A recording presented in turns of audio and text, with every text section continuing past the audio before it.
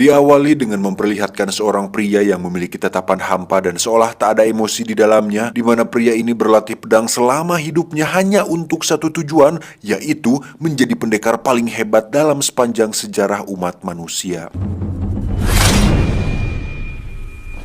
Dan ini adalah pendekar pedang yang memiliki gelar paling hebat di dunia saat ini, yang mana si pria akhirnya bisa membunuh pendekar tersebut dengan sangat amat mudah hingga membuat si pria menjadi satu-satunya pendekar pedang paling hebat di dunia sekarang. His life's ambition, but his heart felt emptier than ever. Tapi layaknya Saitama yang menjadi pria paling kuat di dunia, si pria pun merasakan kehampaan dalam dirinya ketika tidak ada lagi musuh yang lebih kuat dan mampu menandinginya. Dan apa yang terjadi? Semua latihan dan tujuannya selama ini berubah seketika ketika melihat seorang bayi perempuan yang merupakan anak dari klan musuhnya, di mana sisi humanis dan hati nuraninya tiba-tiba muncul yang membuat si pria menemukan tujuan baru untuk hidup, yaitu menjaga si bayi dan membuatnya tetap hidup.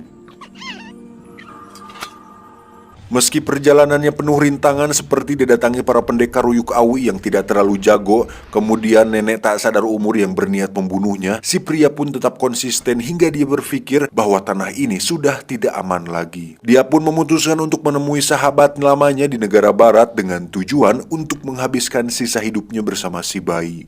Dan inilah jalan seorang pejuang.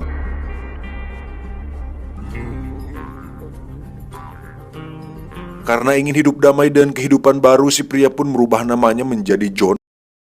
Hingga akhirnya John sampai di sebuah kota bangkrut yang sepi dan kumuh, di mana itulah tempat teman lamanya tinggal yang ternyata dia sudah meninggal sejak lama. Sementara itu kita akan melihat sang guru besar yang merupakan pemimpin klannya si John, yang mana sang guru besar ini sedang memeriksa tempat terakhir si John singgah dan menemukan sebuah kertas yang menjadi petunjuk kemana si John pergi. She will always be the enemy. Dan mari saya jelaskan sedikit bahwa si John ini adalah bagian dari sebuah kelompok atau klan paling disegani, ya semacam klan pembunuh lah, seperti di film klan Ozuno yang ninja assassin, di mana klan mereka sudah terlibat perseteruan selama ratusan tahun, dan satu-satunya keturunan klan musuh mereka yang masih hidup adalah si bayi yang sedang dibawa si John. Sehingga secara tidak langsung si John dianggap pengkhianati klannya sendiri, yang mana sang guru besar ini berniat untuk membunuh si bayi, yang tentu saja si John tidak akan membiarkan hal itu terjadi. Kembali ke si John bersama si bayi yang hidup terlantar di negeri orang, hingga tak lama muncullah seorang wanita baik hati yang mau menawarinya pekerjaan untuk menjadi seorang tukang cuci baju. Wanita ini bernama Lin, seorang wanita yang hidup sebatang kara di kota bangkrut ini. Alright now, time to get to work.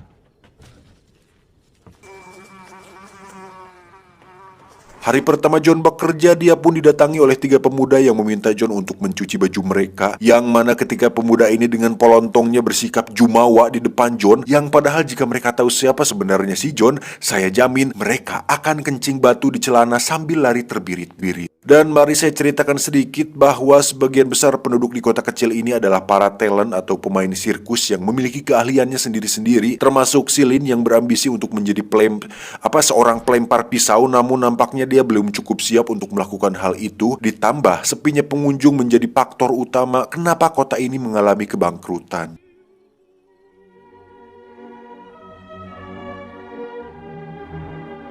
Hari-hari si John pun dilalui dengan belajar mencuci baju, lalu memuai atau menjemur pakaiannya, kemudian bermain bersama penduduk di sana, dilanjutkan dengan menanam bunga yang agak mustahil bisa tumbuh, hingga si John menemukan kedamaian yang selama ini tidak pernah dia rasakan. It's nice to have a few friends around when the sun goes down. Beberapa pekan berlalu, bunga yang ditanamnya pun kini tumbuh dengan lebat, di mana si John sendiri terlihat sedang bermain kartu dengan si Ucok, yang mana si Ucok ini sering kalah taruhan karena kesulitan melihat kebohongan dari mata kosong yang dimiliki si John. Saat melihat Lin yang sedang sendirian di tengah kuburan, Ucok pun bercerita bahwa saat Lin masih kecil, dia sebenarnya memiliki ayah, ibu, dan sang adik yang masih bayi, yang mana keluarganya tersebut sudah mati oleh seorang kolonel jahat yang telah membantai mereka semua dengan begitu sadis. Si kolonel itu pun memang diceritakan sering mencari gadis-gadis muda yang memiliki gigi utuh dan bersih untuk dijadikan pelampiasan hasrat seksualnya. Namun saat Lin yang menjadi korbannya, Lin pun nekat menyiram si kolonel dengan minyak panas yang membuat dia murka dan membunuh semua keluarganya.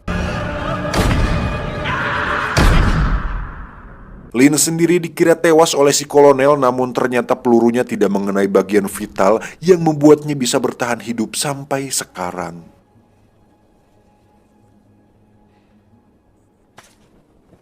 My arm ain't worth a damn.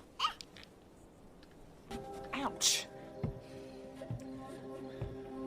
Simpati dengan masa lalunya, John pun melatih Lin cara melempar pisau yang benar, kemudian menunjukkan pedang legendaris yang sudah membunuh ratusan nyawa dan sekarang sudah dalam kondisi tersegel agar dirinya tidak kembali menjadi sosok yang dulu lagi. Tanpa dia sadari, sang guru besar pun sedang dalam perjalanan menggunakan kapal dan tak lama lagi akan menemui John untuk mengambil nyawa si bayi.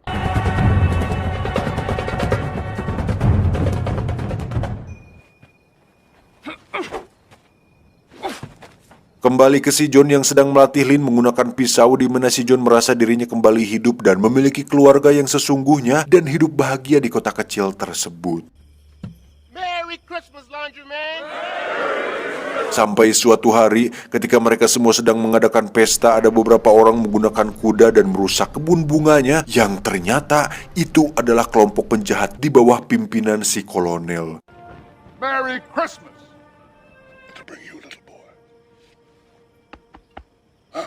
Setelah kejadian waktu itu, kini si kolonel menggunakan sebuah topeng untuk menutupi wajah buruknya akibat disiram minyak panas, yang mana tujuan si kolonel ke sana adalah untuk mencari wanita muda dan bersih yang akan dijadikan pelampiasan nafsu bejatnya.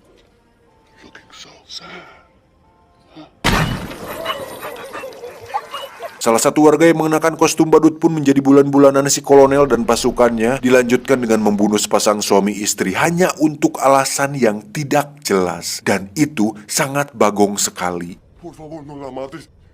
Por favor, déjala ir. Dan apa yang terjadi selanjutnya benar-benar tak terduga, di mana si Lin ternyata masih ingat dengan bebenguk orang yang telah membantai keluarganya, untuk kemudian Lin berdandan dengan cukup menor dan berniat untuk membalas dendam. Tell them to get. This ain't the theater. Nothing is too wrong. She's not here.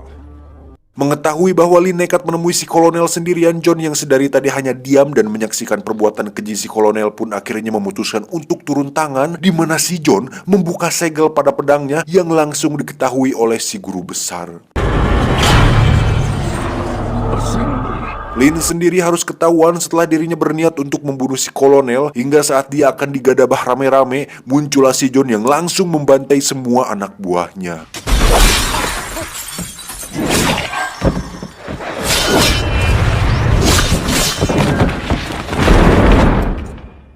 Dengan memanfaatkan Lin, si kolonel pun berhasil kabur dari sana, yang justru akan membuat semua penduduk kota berada dalam bahaya. Karena sudah pasti si kolonel akan kembali dengan membawa pasukan yang lebih banyak. Tak tinggal diam, si John beserta semua penduduk pun bekerja sama untuk merancang sebuah strategi yang setidaknya bisa memperkecil serangan dari si kolonel tersebut.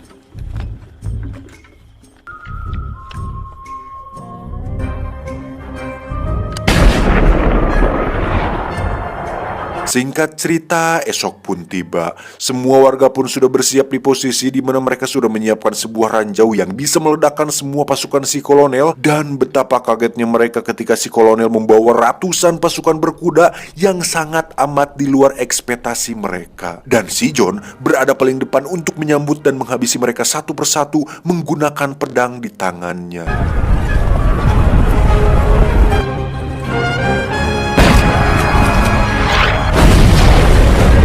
Namun dengan banyaknya pasukan, si John pun kesulitan jika harus mengcover semuanya sekaligus, di mana sisa warga termasuk si Lin dan si bayi harus melarikan diri dari kejaran sisa pasukan si kolonel. Dan yang terjadi selanjutnya benar-benar membuat semua orang terkejut, karena tiba-tiba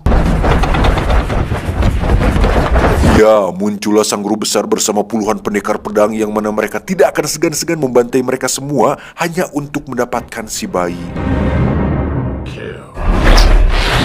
Terjadilah peperangan di antara dua kubu, yakni para pendekar pedang melawan pasukan si kolonel, di mana keahlian pedang milik klan si guru besar harus melawan senjata milik pasukan si kolonel. John sendiri terus melindungi Lin dan si bayi, di mana dia terlibat pertarungan dengan beberapa pendekar pedang yang tentu saja sangat mudah dikalahkan olehnya.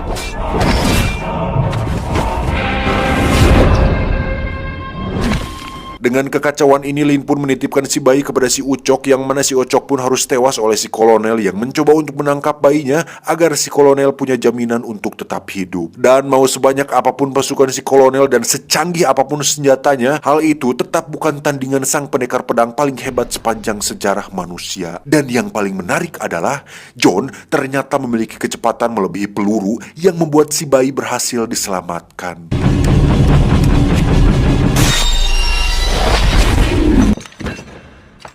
Tak ingin dibunuh begitu saja, John pun memberikan kesempatan kepada Lin untuk membalas dendam, di mana mereka berdua terlibat pertarungan yang tentu saja dimenangkan oleh si Lin. Setelah semua pasukan si kolonel dan para pendekar pedang sudah mati, kini saatnya John harus berhadapan langsung dengan sang guru besar alias orang yang telah melatihnya sejak kecil. Dan dengan berlokasi di outdoor, John pun beradu keahlian dengan gurunya sendiri, yang mana seperti kita tahu bahwa sejak awal saya sudah tegaskan si John ini adalah pendekar pedang paling hebat dalam sejarah umat manusia, yang pastinya sang guru akan tewas dengan begitu mudah. Dan itulah yang terjadi.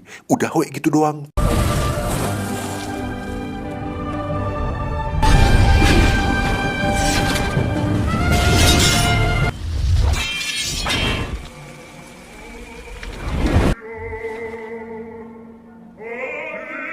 Merasa bahwa takdirnya sebagai pembunuh dan pendekar pedang tidak bisa ditinggalkan, John pun menitipkan si bayi pada si Lin dan memutuskan untuk pergi demi mencapai cita-citanya bertemu dengan John Wick. Dan setelah berkelana sampai ke benua Antartika, John pun bertemu dengan puluhan pendekar pedang es yang mau mereka main sendiri-sendiri atau keroyokan pun, si John 100% tetap akan menang karena dia adalah tokoh utama. Tamat ending yang membagongkan.